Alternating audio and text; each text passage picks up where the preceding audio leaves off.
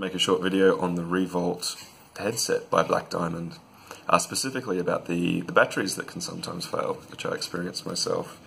So, the good thing about the headset is it is USB rechargeable with some batteries, which is really excellent, but unfortunately a couple of my cells failed. Only 6 months after owning it, I sent an email to the distributor in Australia, where I live, and they were excellent. Like, didn't need to see a receipt or anything, and he just sent me out some new ones, which was fantastic.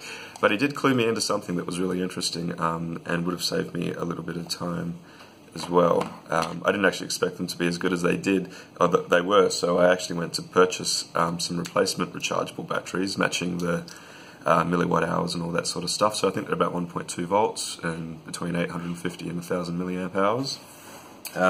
So I basically ended up getting some end loop batteries because they were the closest match, and I put them in. Like, they work once they were charged, but charging them, the headset wouldn't do it. So that was a little bit disappointing, and which led me to customer service, and I asked him what was up, and he's like, "Oh, look, just have these for free." So that was cool. But having those end loops around, I did kind of wonder if I could get them working.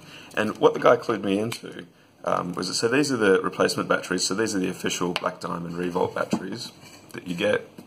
I don't know if you can see that, but there's actually a portion of the underlying metal which isn't covered by the sticker, which, you know, first glance, maybe just a design choice, but it actually is what tells the headset that it's a rechargeable battery. So let me just take out these end loops from here.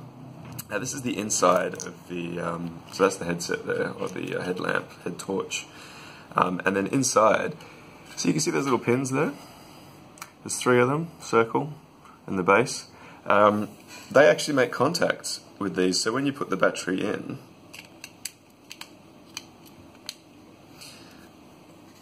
this little silver thing here touches what's underneath those little pins, and that's what tells the headset that it's rechargeable. So obviously, knowing that, I went back to the end loops that I purchased before, cut the label off the bottom, so you can see that there. And basically what I did with that is I just put them on a hard surface like a chopping board, scissors or knife, nothing that you want to keep obviously because you're running it up against metal, it's going to blunt it a little bit. And then just sort of, you know, have it on there and just roll it across the table. You only have to do it once, but put a little bit of pressure on there. It'll score the label, and then just where the label connects, you can obviously just pick it off. There was a bit of residue left. I did try dunking it in isopropyl alcohol to remove it, but it didn't. But what I did find is if you got some steel wool, otherwise I just scrunched up some aluminium foil and just run it on it a couple of times. It was pretty persistent, so I found also that if I just scored through the remaining residue down to the metal and then did that, the hole that the scoring left in the glue kind of gave later with the aluminum foil a place for it to grab and to remove, and it was actually quite easy after that. So you do want to make sure that it's obviously absolutely clean, because any remaining residue is going to stop you know, the connectivity between the battery and the unit. So anyway, with that in mind, you install them the correct way, of course. So I'll do that.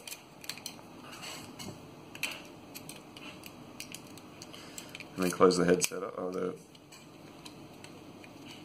This is actually a really good headlamp. Like, I'd recommend it.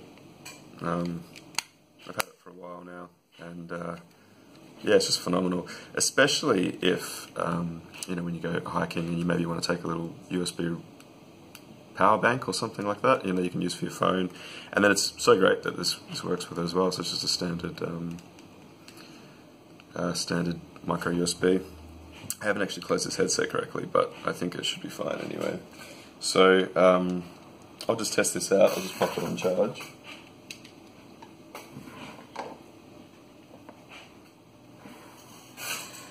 And then, yeah, after a little while, I don't know if you can see that, but basically the light on the side turns green, wherever we're looking. There you go. And that just notes that it's charging. So, yeah, there you go. If your batteries ever die, and it obviously worked with just normal batteries, single-use alkaline batteries. if you want to really use the, I think,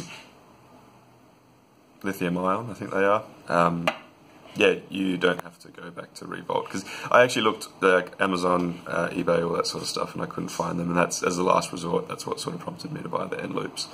But yeah, so that's the end of the video. Thanks for watching.